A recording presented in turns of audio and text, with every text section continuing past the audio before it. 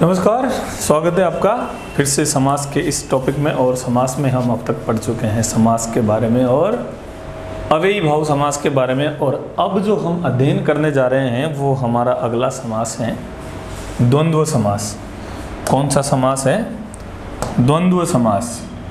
चलो देखते हैं द्वंद्व समास में क्या होता है। द्वंद्व समास, पहली चीज तो ये कि द्वंद्व समास के दोनों पद प्रधान होते हैं। इसके दोनों पद प्रधान होते हैं, यानी कि दोनों पद जो होते हैं उनका वजन एकदम बराबर होता है। दोनों पद प्रधान होते हैं। कैसे? जैसे माता पिता। अब माता पिता में कौन कमजोर है कौन जबरदस्त है इसका निर्धारण हम नहीं कर सकते, यानी कि दोनों बराबर होते हैं तो यहाँ समास हो जाएगा हमारा कौन सा? द्वंद्व समास। ये मैंने एक उदाहरण आपके लिए बताया कि इसमें दोनों पद प्रधान होते हैं, दोनों बराबर होते हैं पद। तो ये हो गई पहली बात तो द्वंद्व समास में। अब द्वंद्व समास कितने प्रकार से हम अध्ययन इसका करेंगे, द्वंद्व समास के कितने प्रकार होते हैं। तो हम द्वंद्व समास को बांटते हैं 3 भागों में। कितने भेद होते हैं इसके? भेद कितने? 3 भेद। भेद हो गए हमारे कितने? 3 भेद। 3 भेद कौन कौन से? द्वंद्व समास के 3 भेद हैं, जिनमें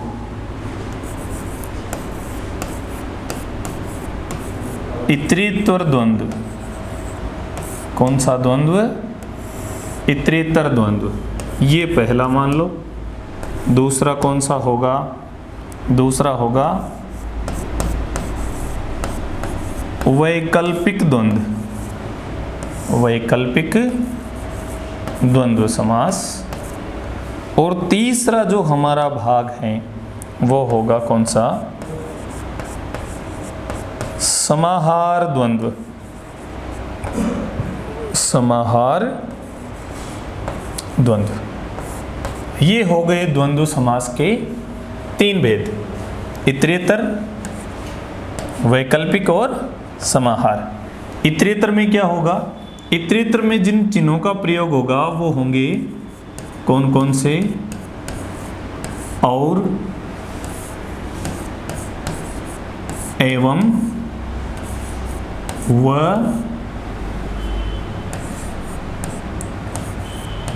तथा। यानी कि जहां शब्द इन चिन्हों से जुड़े रहेंगे वहां समास होगा हमारा कौन सा? इतरेतर द्वंद्व समास। द्वंद्व समास पढ़ रहे हैं और ये द्वंद्व समास के हमने भेद कर दिए हैं अध्ययन की दृष्टि से 3 भेद। और तीनों भेदों में कौन कौन सा?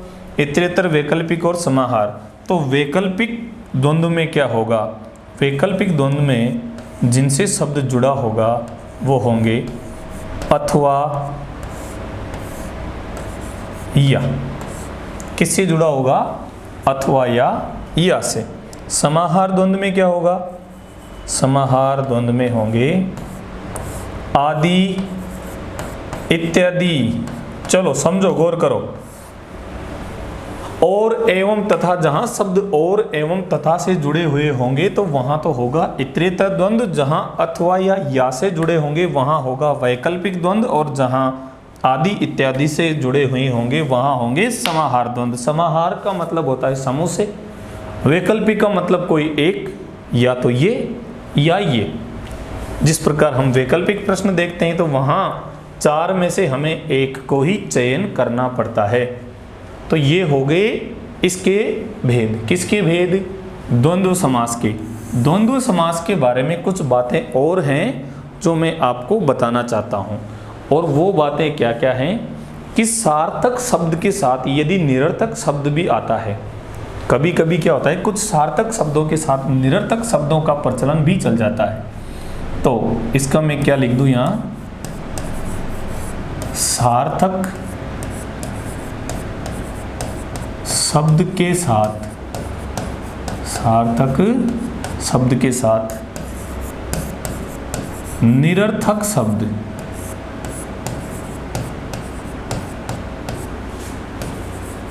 आने पर वहां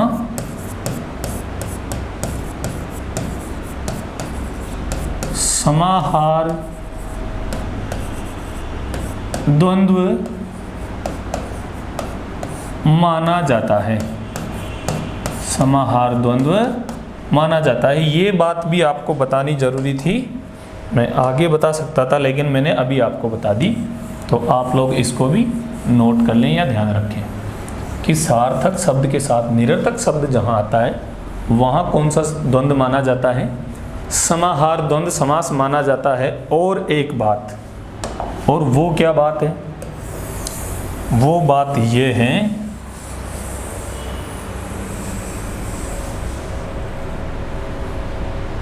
कि गिनती वाले जो शब्द हैं, यानी कि गिनती, हमारी गणित की गिनती, गिनती में कौन सा समास है, ये बहुत महत्वपूर्ण बात है कि गिनती में समास कौन सा है। चलो, तो मैं आपको बता दूं कि जो हमारी गिनती होती है, ये लो, गिनती में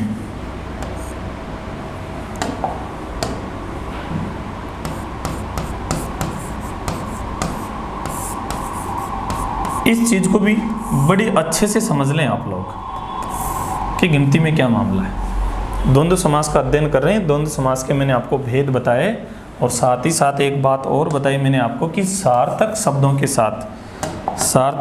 के साथ जहाँ निरर्थक शब्द भी आता है तो वहाँ भी हम समाहार द्वंद्व समास मान लेते हैं। और उनमें कौन सा समास होता है, समाहार द्वंद्व समास होता है। तो ये तो हो गई एक बात। अब बात करते हैं गिनती की। तो गिनती में कौन सा समास होता है, तो सबसे पहले सबसे बड़ी काम की बात, और वो बात क्या है, वो बात ये है कि 1 से 10 तक, 1 से 10 तक, 1 से 10 तक की गिनती में कौन सा समास होगा, तो नहीं होगा। क्या बोल रहा हूँ, नहीं होगा जी, बिल्कुल। गिनती में 1 से 10 तक कोई समास नहीं है, कोई समास नहीं है। नहीं का मतलब कि कोई समास नहीं है। और फिर 10, 20, 30, 40, इनमें भी कोई समास नहीं, यानी कि 10, 20, 30, 40, 50, 60, 70, 80, 90, 100, यानी कि इनमें भी कोई समास नहीं। यहाँ लिख दूं मैं नहीं। क्या क्या लिखा, ये लिखा कि 1 से 10 तक भी कोई समास नहीं है। 1, 2, 3, 4, 5, 6, 7, 8, 9, 10, और 10, 20, 30, 40, 50, 60, इनमें भी कोई समास नहीं है। तो फिर अब इनके बीच की जो संख्याएं हैं, इनके बीच की संख्याएं, उनमें समास होगा हमारा इतरेतर द्वंद्व। और जिन संख्याओं में उन उपसर्ग हैं, अब उन उपसर्ग किन संख्याओं में, जैसे 19 है, 29 है, 39 है, 59 है, 49 है, आता है ना उन, तो उन उपसर्ग युक्त संख्याओं में, उन उपसर्ग युक्त संख्याओं में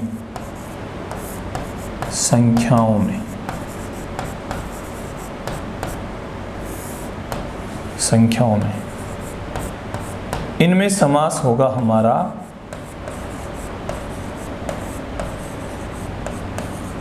अव्ययी भाव। ध्यान रखें, अव्ययी भाव पहले ही बता चुका हूं जब मैंने अव्ययी भाव समास आपको बताया था कि उपसर्ग युक्त शब्दों में समास सामान्यतः अव्ययी भाव समास होता है। और यहां हम बात कर रहे हैं गिनती की, तो गिनती में 1 से 10 तक कोई समास नहीं है। 10, 20, 30, 40, 50, 60, 70, 80, 90, 100 में भी कोई समास नहीं है। उन उपसर्ग युक्त जो संख्याएं हैं, जैसे 19 हैं, 29 हैं, 39 हैं, 49, 59, 69, 79 में भी कोई समास उनमें समास है तो कौन सा? अव्ययी भाव, क्योंकि उन उपसर्ग की भांति कार्य करता है। बाकी बीच की जितनी भी संख्याएं हैं, बीच की संख्याओं में इनके अलावा अब जो संख्याएं बची, इनके अलावा जो संख्याएं बची हुई है हमारी, उनमें समास है कौन सा? इतरेतर द्वंद्व।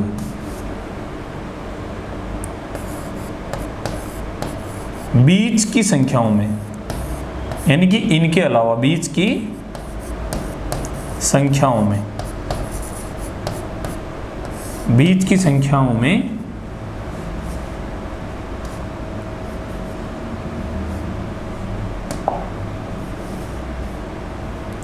बीच की संख्याओं में कौन सा समास होगा? इतरेतर द्वंद्व।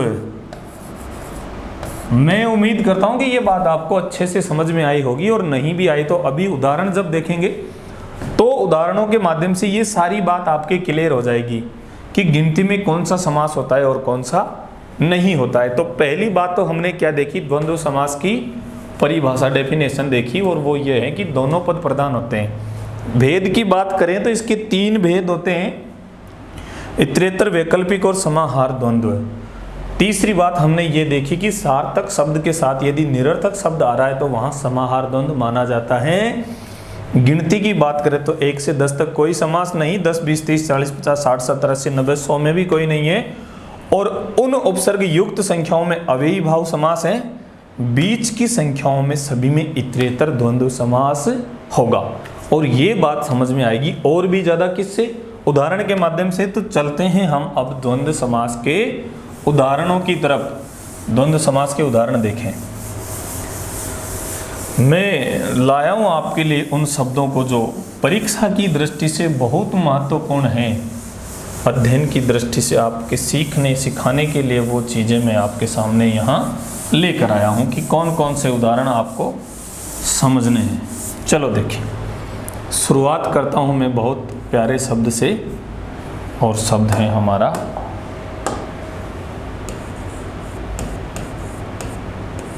माता पिता, राजा रानी, और क्या हो जाएगा?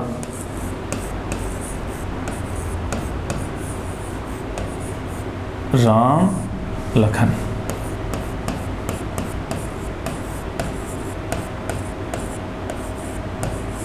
गौरी शंकर, और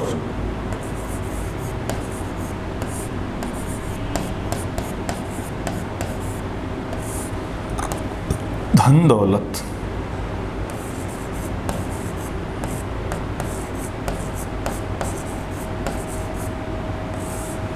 जय पराजय,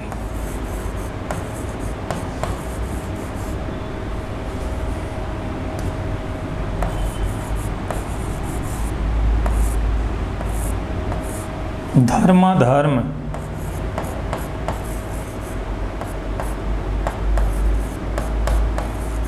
लाभ हानि,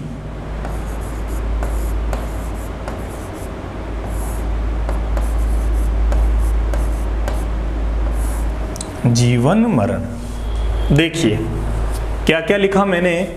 माता पिता लिखा है, राजा रानी लिखा दो, राम लखन है, गौरी शंकर है, धन दौलत है, जय पराजय, धर्माधर्म, लाभ हानि और जीवन मरण। अब देखते हैं इनका विग्रह क्या होगा।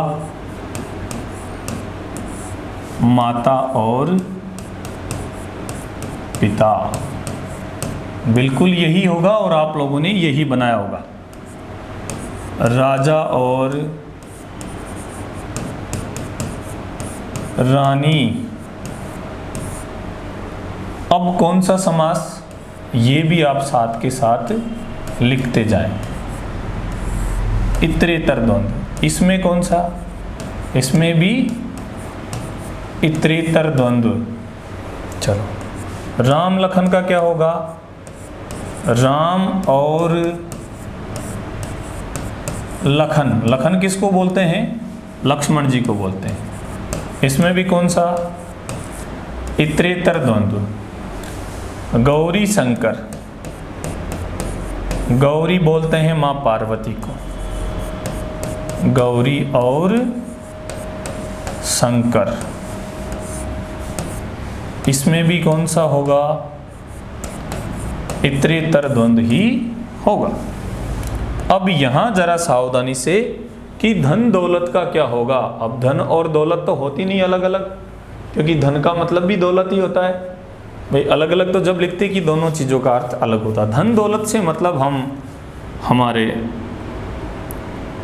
जमीन जायदाद से ले लेते हैं, संपत्ति से ले लेते हैं, तो इसका होगा अब धन दौलत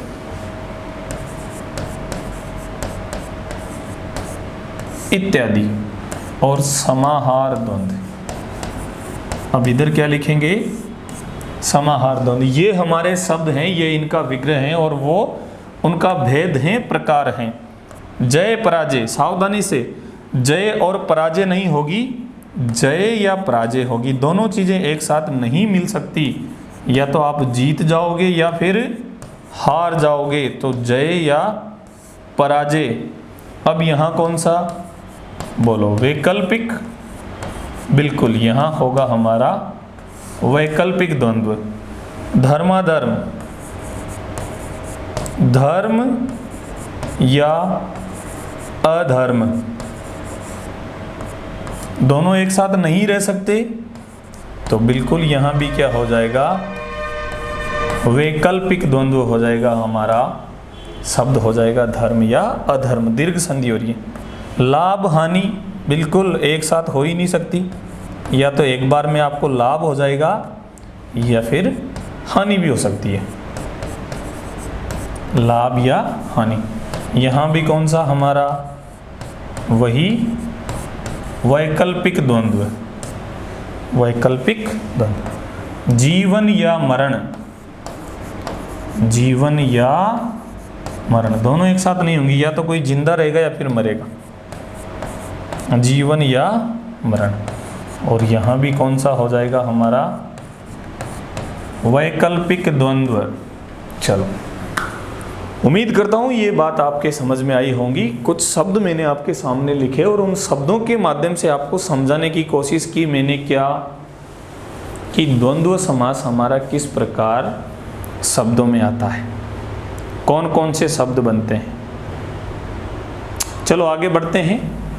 इनके अलावा भी बहुत सारे शब्द हैं, मैं कुछ शब्दों पे चर्चा करता हुआ इसकी बारीकियों से आपको परिचय करवाता हुआ आपका आगे बढ़ता हूँ मैं, और कुछ और उदाहरण इसके देखते हैं। जितने उदाहरण आप लोग करोगे, जितना अभ्यास आपका होगा, उतना ही आप सीखोगे। कार्य चाहे कोई सा भी हो, अभ्यास से ही वो सीखा जाता है और अभ्यास से ही उसमें दक्षता हासिल की जाती है। चलो आगे देखें, और कुछ उदाहरण हैं जिनके बारे में भी मैं चर्चा आपसे करता हूँ। चलो, दाल रोटी,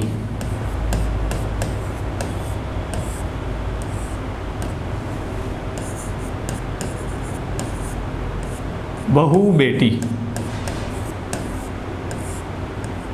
बहू बेटी। और क्या होगा, एक शब्द है, ये परीक्षा में पूछा जाता है, पूछा भी जा चुका है और आ भी सकता है। पेड़ पौधे,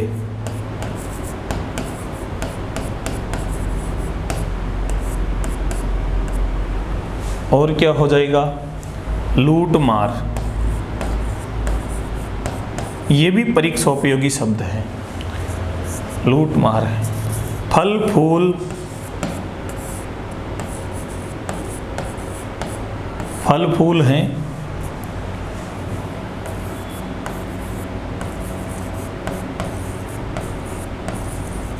शुभाशुभ, जलवायु,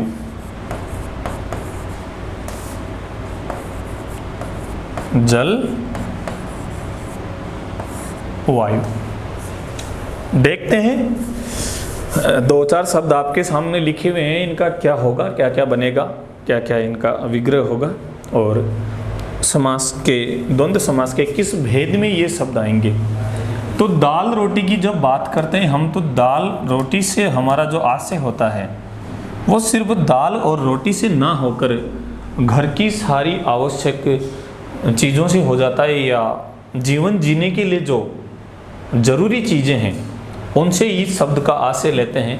जब कोई किसी से मिलता है तो वो बात करते हैं एक दूसरे से, तो कि और बताओ कैसे हैं, तो सामने वाला जवाब देता है कि जी बस दाल रोटी बढ़िया चल रही है।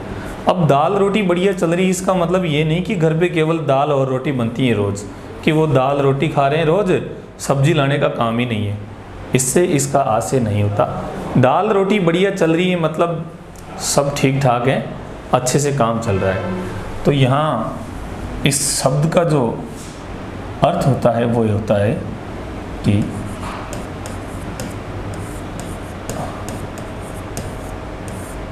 दाल रोटी आदि।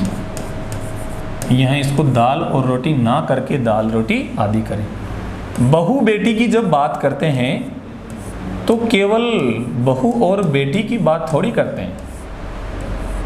घर पे जब कोई अपशब्द बोलता है तो उससे कहते हैं घर वाले कि यार थोड़ा बहू बेटी का ख्याल रख। तो बहू बेटी का मतलब वहाँ जरूरी नहीं कि केवल बहू और बेटी हो, वहाँ माता भी हो सकती है, दादी हो सकती हैं, आपकी भाभी हो सकती हैं, कोई भी हो सकता है वहाँ। तो बहू बेटी से भी यहाँ आशय होता है कि महिला वर्ग, घर की महिलाएं, बहू बेटी आदि। सर्प नकुल, सर्प का मतलब सांप, और उसका एक दोस्त होता है कौन, ये होता है नकुल, और नकुल होता है नेवला। हालांकि दोनों में कभी दोस्ती होती ही नहीं है। पेड़ पौधे आदि, जब कोई पेड़ पौधों की बात करता है तो यूं किसी एक पेड़ या पौधे को इंगित करके नहीं करता, तो फिर क्या कहता है, वो सभी के बारे में कहता है।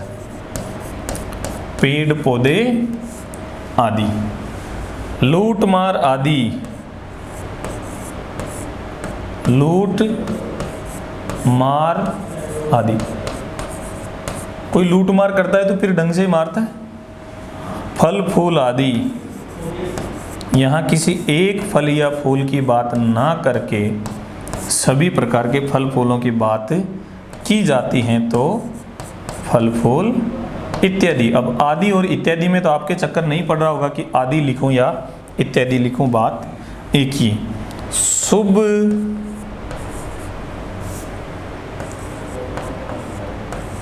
शुभ या अशुभ, या तो कोई चीज शुभ होगी या फिर वो अशुभ होगी, और यहाँ हो जाएगा हमारा जल वायु आदि। अब जलवायु में भी सारी घटनाएं आ जाती है जो मौसमी घटनाएं घटती है। इन उदाहरणों से और ज्यादा आपके ये चीज समझ में आई होगी, क्लियर हुई होगी आपके माइंड में। चलो, अब मैंने आपसे गिनती की बात की थी, तो गिनती में कौन सा समास होता है जरा देखें। गिनती में मैं आपको कह ही चुका हूं कि 1 से 10 तक कोई होता ही नहीं है। फिर अब इसके लिए लिखते हैं उदाहरण 32, 53, जरूरी नहीं है, आप कोई सी भी संख्या लिख सकते हो, और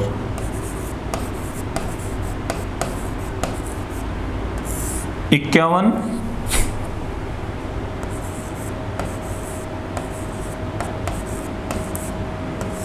71 और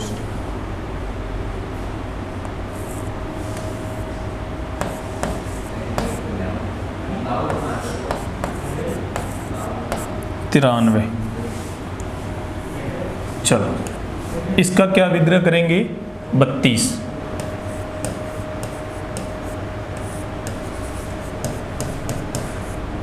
30 और 2 हो गए 32, 53,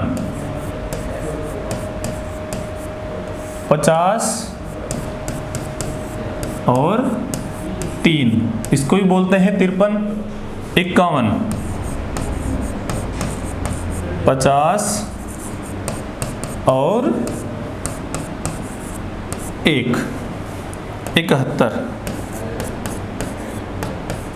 70 और 1, 93, 90 और 3, यही होगा बिल्कुल। अब जरा उनको भी देख लेते हैं, उन वाली को। तो 29, 19, 39 और 49, इनका विग्रह किस प्रकार होगा? 30 में 1 कम,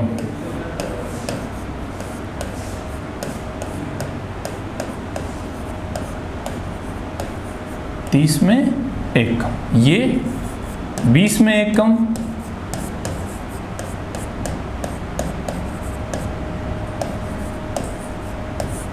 अगला 39, यहाँ होगा 40 में 1 कम, और 49 का क्या होगा? इसको मैं इधर लिख देता हूँ, 50 में 1 कम। चलो, और ये सारे उदाहरण हमारे हो जाएंगे किसके? अव्ययी भाव के, अव्ययी भाव समास के। इन सारे शब्दों में कौन सा समास होगा? अव्ययी भाव। और इन सारे शब्दों में कौन सा समास होगा? तो वो हमारा चल ही रहा है, कौन सा? द्वंद्व समास। और द्वंद्व समास के जिस भेद में ये सारे शब्द आएंगे वो आएंगे किसमें? इतरेतर द्वंद्व में, क्योंकि सभी में और का प्रयोग हो रहा है। किसका प्रयोग हो रहा है? और का प्रयोग हो रहा है। तो कौन सा समास हो जाएगा? इतरेतर, इतरेतर द्वंद्व। ये हो गई आपकी संख्याओं की बात। अब एक और चीज बताई थी मैंने कि सार्थक शब्द के साथ निरर्थक शब्द यदि आए, सार्थक शब्द के साथ यदि निरर्थक शब्द आता है तो वहां भी हम समाहार द्वंद्व मान लेते हैं। कौन सा समाहार द्वंद्व? चलो, सार्थक के साथ निरर्थक, ऐसी स्थिति में भी हमारा समाहार द्वंद्व होता है। और सार्थक के साथ निरर्थक कैसे? जैसे चाय वाय लाओ, कोई मेहमान आता है तो बोलते हैं उसके लिए कि चाय वाय लाओ, मेहमान को पिलाओ। और क्या? अब आ ही गए हो तो रोटी वोटी खा के जाना। अब रोटी तो ठीक था, लेकिन ओटी क्या होती है? ये निरर्थक शब्द है इसके लिए। चाय के साथ वाय निरर्थक है। पानी वानी पिलाओ सबको, पानी वानी। अब यहाँ पानी तो पानी था, लेकिन वानी निरर्थक शब्द है। लेकिन हमारी भाषा में ये सारे शब्द प्रयोग में लाए जाते हैं। और क्या होता है? और होता है कि आपके अड़ोसी पड़ोसी कैसे हैं, समाचार पूछते हैं उनका। तो पड़ोसी तो ठीक है, बगल वाले घर में रहते हैं, लेकिन अड़ोसी कौन है ये समझ के बाहर की बात है। फिर भी इन शब्दों को जब बोलते हैं तो इनके साथ निरर्थक शब्द अपने आप आ जाता है। और यहाँ माना जाता है हमारा कौन सा? समाहार द्वंद्व। और इसका जो विग्रह होगा वो क्या होगा? वो ये होगा कि चाय आदि। अब चाय वाय से मतलब है कि चाय के साथ नमकीन बिस्किट वगैरह कुछ भी ला दो। रोटी वोटी का मतलब रोटी आदि। अब रोटी का ये तो है ही नहीं कि भाई कोई मेहमान आ गया उसको प्लेट में रोटी लग के रोटी ले आओ बस खा लेंगे, उसके साथ सब्जी भी लानी पड़ती हैं। तो रोटी वोटी में सारी सब्जियां, रायता वगैरह सब आ जाएगा। पानी वानी, पानी के साथ कुछ और दे दो। मैं नहीं कहता आप क्या दोगे, रोटी आदि, पानी आदि, और पड़ोसी आदि। अब पड़ोसी की आदि, पड़ोसी आदि आप जानते हो, पड़ोसियों के आसपास और कौन रहता है? जो भी, जिनको भी आप पड़ोसियों को जानते हो, आप बड़े अच्छे से जानते हो पड़ोसियों को। तो ये हमारा द्वंद्व समास था। और द्वंद्व समास में हमने क्या चर्चा की? द्वंद्व समास में हमने यही चर्चा की है कि जहाँ बराबर दोनों शब्दों का वेटेज हो, दोनों शब्दों का बराबर हो, दोनों पद प्रधान हो, और क्या, गिनती की बात की, सार्थक और निरर्थक की बात की, और तीनों इसके भेद हमने देखे। और ये था हमारा कौन सा? द्वंद्व समास।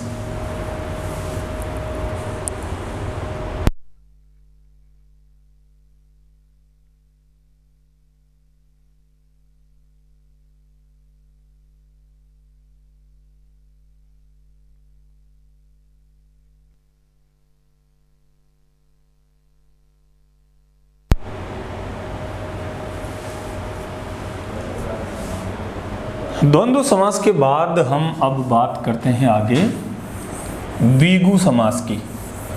किस समास की? द्विगु समास की। अब द्विगु समास में देखो क्या क्या होता है। अगला समास है हमारा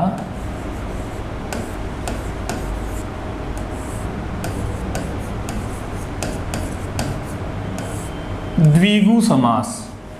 वैसे द्विगु शब्द का मतलब होता है दो गायों का समूह।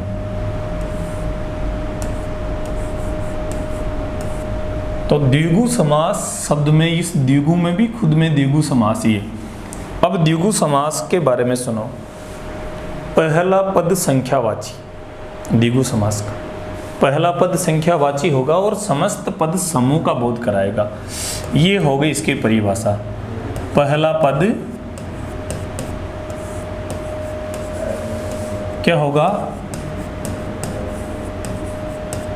संख्यावाची। पहला पद संख्यावाची होगा और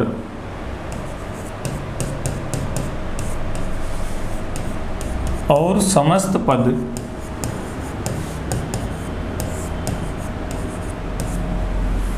समूह का बोध कराता है।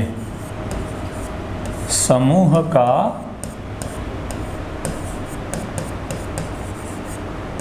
बोध कराता है। एक बात तो ये हो गई द्विगु समास की कि पहला पद हमेशा संख्यावाची होगा। लेकिन दूसरी इसमें जो ध्यान रखने वाली बात वो ये है कि इसमें क्या होता है, पहला पद संख्यावाची होने के उपरांत भी कुछ पदों का तीसरा अर्थ चला जाता है। ध्यातव्य,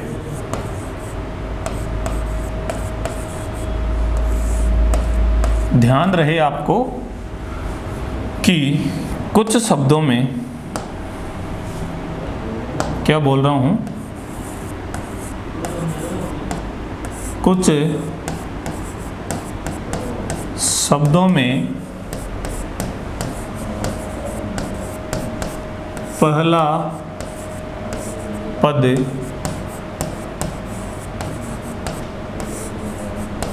संख्यावाची होता है,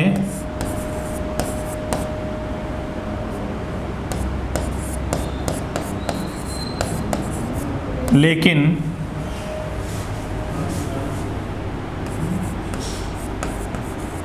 उनका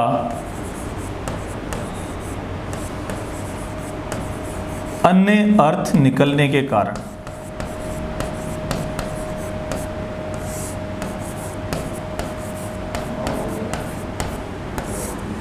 वहाँ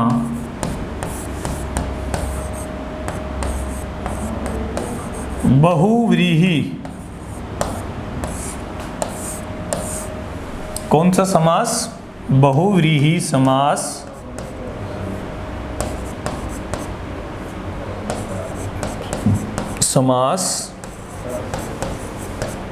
माना जाता है। ये बड़ी काम की बात है आपके लिए। काम की बात इसलिए क्योंकि यहाँ बच्चे थोड़े कंफ्यूज हो जाते हैं, वो इसलिए हो जाते हैं कि उनमें पहला पद संख्यावाची बिल्कुल होता है और वो उसी चक्कर में उसमें लगा देते हैं हमारा कौन सा द्विगु समास। लेकिन समझने वाली बात यह है कि कुछ शब्दों में पहला पद संख्यावाची होने के बावजूद भी उनमें तीसरा अर्थ जाने के कारण उनका सीधा सीधा तीसरा अर्थ चला जाता है और वो हमारे बहुव्रीहि समास में मान लिए जाते हैं। तो अब आप कंफ्यूज मत होना और बढ़ते हैं इसके उदाहरणों की ओर और उदाहरणों के माध्यम से ही समझते हैं इस चीज़ को कि क्या होता है। चलो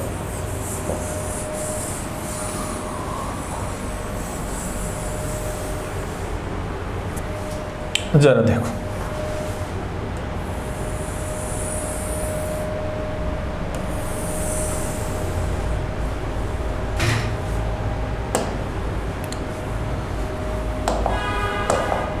अब देखते हैं इसके उदाहरण।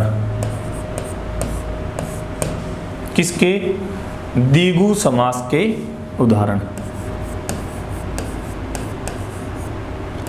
नवरत्न,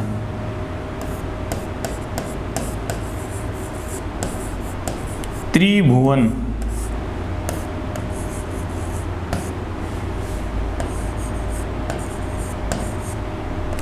द्विप्रहर,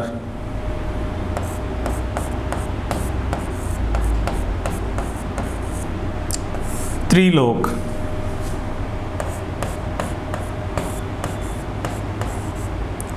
त्रिताप,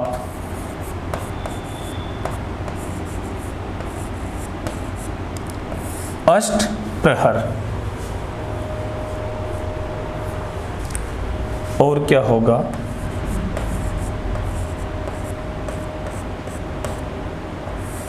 नवदुर्गा। चलो देखते हैं इन्हीं के माध्यम से नवरत्न का विग्रह किस प्रकार होगा।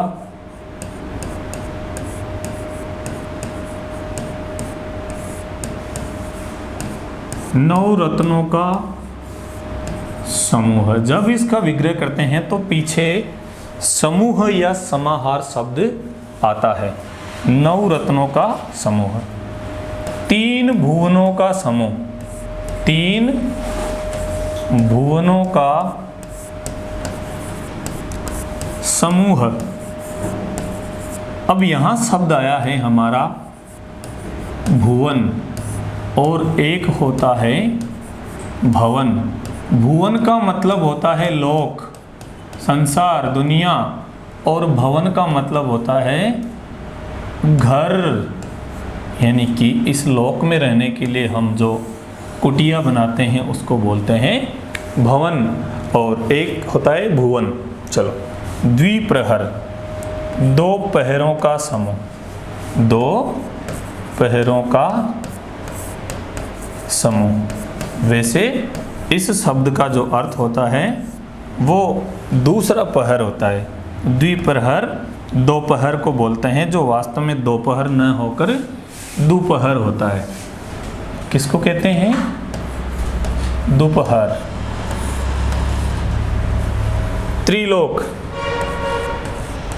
तीन लोकों का समूह, तीन लोकों का समूह। कौन कौन से तीन लोक? आकाश, धरती और पाताल। त्रिताप, तीन तापों का समूह। कौन कौन से तीन ताप हैं?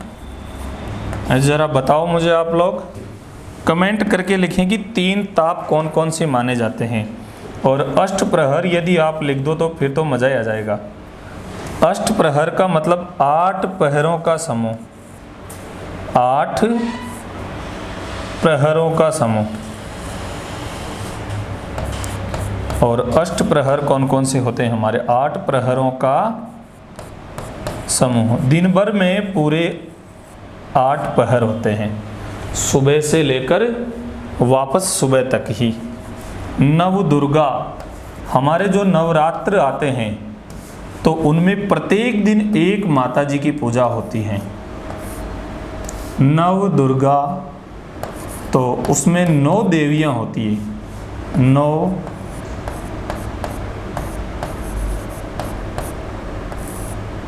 दुर्गा के 9 रूपों की उसमें पूजा अर्चना प्रार्थना की जाती है। 9 दुर्गाओं का समूह। और 9 दुर्गाएं कौन कौन सी होती है, जरा बताने की कोशिश करें। ये भी आप लोग, ये प्रश्न मैं आपसे पूछ रहा हूँ, फिर आप मुझसे पूछ लेना बाद में। तो मैं यहाँ क्या बता रहा हूँ आपको, द्विगु समास हमारा चल रहा है, उसमें हमने लिखा कि पहला पद संख्यावाची होता है, समस्त पद समूह का बोध कराता है, और ये सारे समूह का बोध करा रहे हैं। नवरत्न 9 रत्नों का समूह है। त्रिभुवन 3 लोकों को कहते हैं। द्विप्रहर 2 पहरों का समूह। और अगला जो शब्द है हमारा वो क्या है, त्रिलोक है। त्रिलोक के बाद क्या है, त्रिलोक के बाद है हमारा त्रिताप, और त्रिताप के बाद है 3 तापों का समूह। कौन कौन से 3 ताप होते हैं, जरा आप लोग मुझे बताएंगे ये कि 3 ताप कौन कौन से हैं। और उसके अलावा और क्या बताया मैंने, अष्टप्रहर हैं और 9 दुर्गा हैं। ये प्रश्न मैं आपके लिए छोड़ता हूँ कि आप देखते हैं कितनी मेहनत वास्तव में आप कर रहे हैं। तो मुझे उम्मीद है कि आप बता पाओगे मुझे। चलो आगे बढ़ें, कुछ और उदाहरण इसके देखें। तो यहाँ एक चीज़ मैंने आपको बताई थी कि उनमें संख्यावाची तो होता है, परंतु क्या, तीसरा अर्थ जाने के कारण वो द्विगु समास में ना रहकर किस समास में चला जाता है, अव्ययी भाव समास में। वो देखें, उससे पहले कुछ इसके और उदाहरण देखते हैं। चलो क्या क्या उदाहरण है जरा।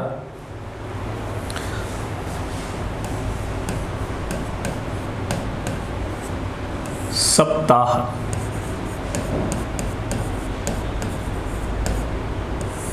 चौराहा, सप्ताह है, चौराहा है।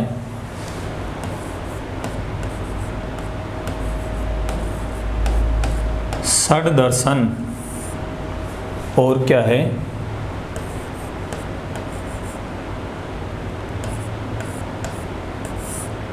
षडंग है, और क्या है,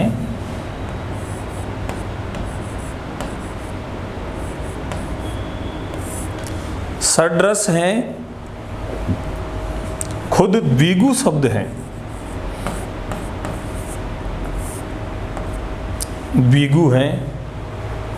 और सप्तर्षि, एक शब्द नहीं आया, सप्तर्षि। जरा देखें, 7 दिनों का समूह, दिनों का समूह, 7 दिनों का समूह। 4 राहों का समूह, चौराहा क्या होता है, 4 राहों का समूह होता है चौराहा, वहाँ जहाँ 4 राहें आके मिलती हैं। षड दर्शन, 6 दर्शनों का समूह। कौन कौन से 6 दर्शन हैं, षडंग 6 अंगों का समूह, 6 अंगों का समूह। चलो 6 दर्शन में आपको बता ही देता हूं कि कौन कौन से हमारे षड दर्शन माने जाते हैं।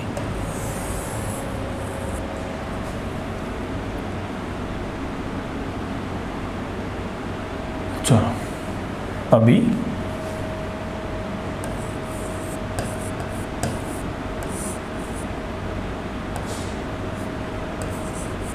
पूर्वी मीमांसा और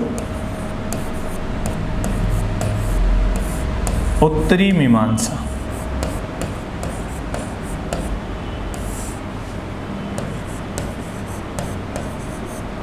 न्याय, सांख्य, योग। 1 2 3 4 5, एक बच गया वैशेषिक।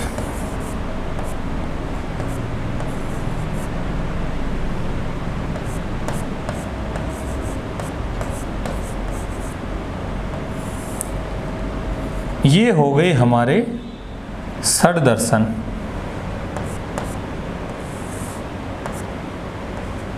चलो देखो, 1 2 3 4 5 6, ये 6 दर्शन हो गए। और मेरा आपसे प्रश्न ये है कि मैं इन 6 दर्शनों के प्रणेताओं में से आप लोग कितनों का नाम जानते हैं कि ये 6 दर्शन किन किन ने दिए? पूर्वी मीमांसा किसने दिया? उत्तरी मीमांसा, न्याय, सांख्य, योग और वैशेषिक। हालांकि आप लोग जानते होंगे कुछ या सभी के बारे में। षड्रस, षड्रस बोलते हैं 6 रसों का समूह। अब 6 रस यहाँ आम, पपीता, गाजर, चुकंदर का नहीं है। षड्रस ये काव्य के रस होते हैं। 6 रसों का समूह। द्विगु, 2 गायों का समूह, 2 गायों का समूह। अगला कौन सा है? 7 ऋषियों का समूह, 7 ऋषियों का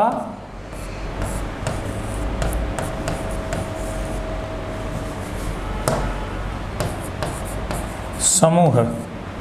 चलो जल्दी से आप इन उदाहरणों को समझो, इनको करो और मुझे बताओ कि इन दर्शनों के प्रणेता कौन कौन थे।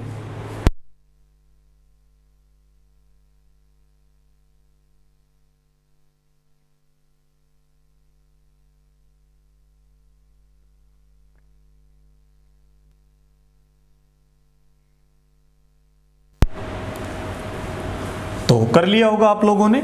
चलो आगे बढ़ते हैं।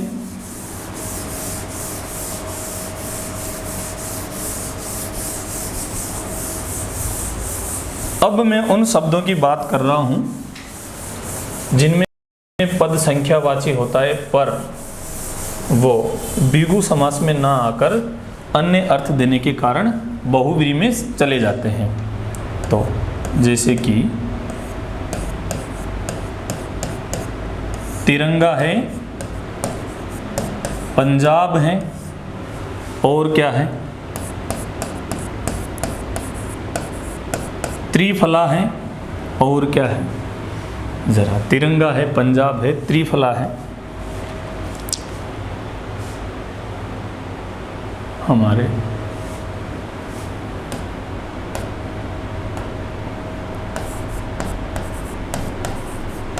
षडानन,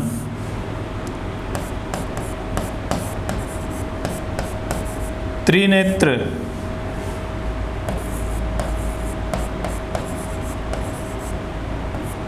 दशानन,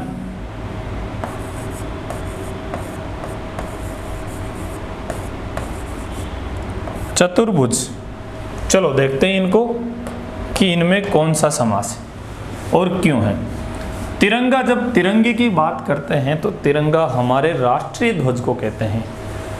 बाकी किसी भी प्रकार से 3 रंग मिले हुए कहीं दिखते हैं तो उनको हम एकाएक तिरंगा नहीं बोलते। मान लो कोई 3 रंग के वस्त्र पहन के जा रहा है तो यूँ नहीं कहते कि ये तिरंगा पहन के जा रहा है। तिरंगा कहने का मतलब हमारा राष्ट्रीय ध्वज, हमारा झंडा हमारी आंखों के सामने आ जाता है। वही केसरिया, सफ़ेद और नीला रंग, और बीच में चक्र हमें दिखाई देने लग जाता है, हमारी आंखों में घूमने लग जाता है। जो ही हम तिरंगे का नाम लेते हैं हमारा झंडा आंखों के सामने आ जाता है। बाकी कोई सा भी 3 रंग मिले हो कहीं भी, उनको हम तिरंगा नहीं कहते। तो यहाँ तिरंगे से मतलब हमारा राष्ट्रीय ध्वज।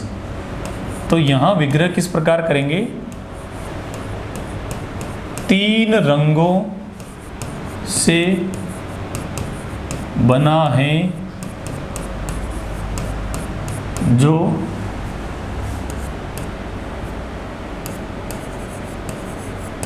अर्थात हमारा, या यूँ कहूँ कि मैं भारत का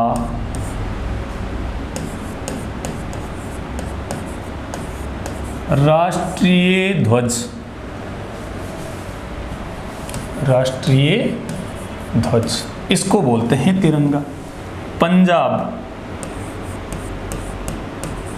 5 नदियाँ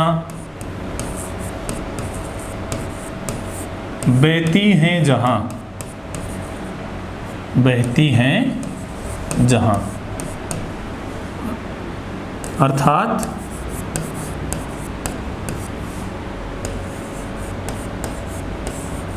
भारत का एक राज्य, भारत का एक राज्य विशेष है पंजाब। बाकी 5 नदियां तो कहीं भी बहे तो उनको हर जगह पंजाब नहीं कहते, इसलिए वो एक विशेष अर्थ हो गया। त्रिफला 3 फलों से निर्मित एक चूर्ण विशेष। ये आपको पता होगा, त्रिफला एक चूर्ण आती है जिसमें हरड़ बरड़ आंवला आता है और ये एक औषधि है त्रिफला, इसलिए इसको भी हम किस में लेते हैं, द्विगु समास में ना लेकर। ये सारे किसके उदाहरण चल रहे हैं, हमारे बहुव्रीहि के। आप कंफ्यूज मत हो ना कि ये द्विगु में आप क्या बता रहे हो, ये द्विगु जैसे शब्द तो हैं, लेकिन इन सब में समास जो हमारा होगा वो कौन सा होगा, बहुव्रीहि समास होगा। षडानन किसको कहते हैं, विग्रह क्या होगा, 6 हैं आनन जिसके, आनन का मतलब मुख, 6 हैं आनन जिसके, अर्थात किसके हैं 6 आनन, बोलो किसके हैं, भगवान शिव के बड़े पुत्र कार्तिकेय के, कार्तिकेय, इनके 6 आनन हैं। त्रिनेत्र 3 नेत्र वाला,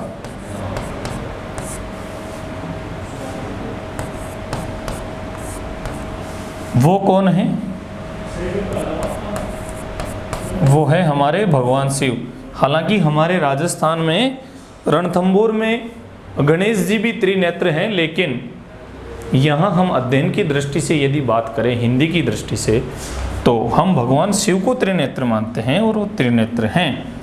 दशानन कहते हैं गुस्से में वो अपना तीसरा नेत्र खोल देते हैं। 10 हैं आनन जिसके, अब 10 आनन किसके हैं, बोलो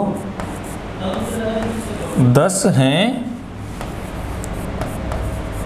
आनन। आनन का मतलब फिर बता रहा हूं, वही मुख,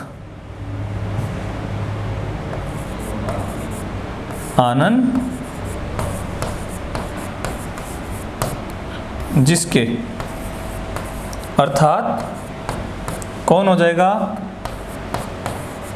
ये हो जाएगा रावण। और चतुर्भुज 4 भुजाएं हैं जिसकी, 4 भुजाएं हैं जिसकी, किसको कहते हैं, बोलो भाई, चतुर्भुज बोलते हैं भगवान विष्णु को, अर्थात नारायण भगवान विष्णु। देखो ये द्विगु समास जैसे दिखने वाले शब्द हैं और इनमें द्विगु समास ना होकर हमारा समास होगा बहुव्रीहि, क्योंकि इन सभी का अन्य अर्थ जा रहा है और अन्य अर्थ जाने के कारण ये बहुव्रीहि समास में। बहुव्रीहि समास जब पढ़ेंगे तब तो इनको देखेंगे ही सही, लेकिन ये द्विगु समास में मैंने आपको बता दिए। अब चर्चा करते हैं हम अगले वीडियो में अगले समास की। धन्यवाद।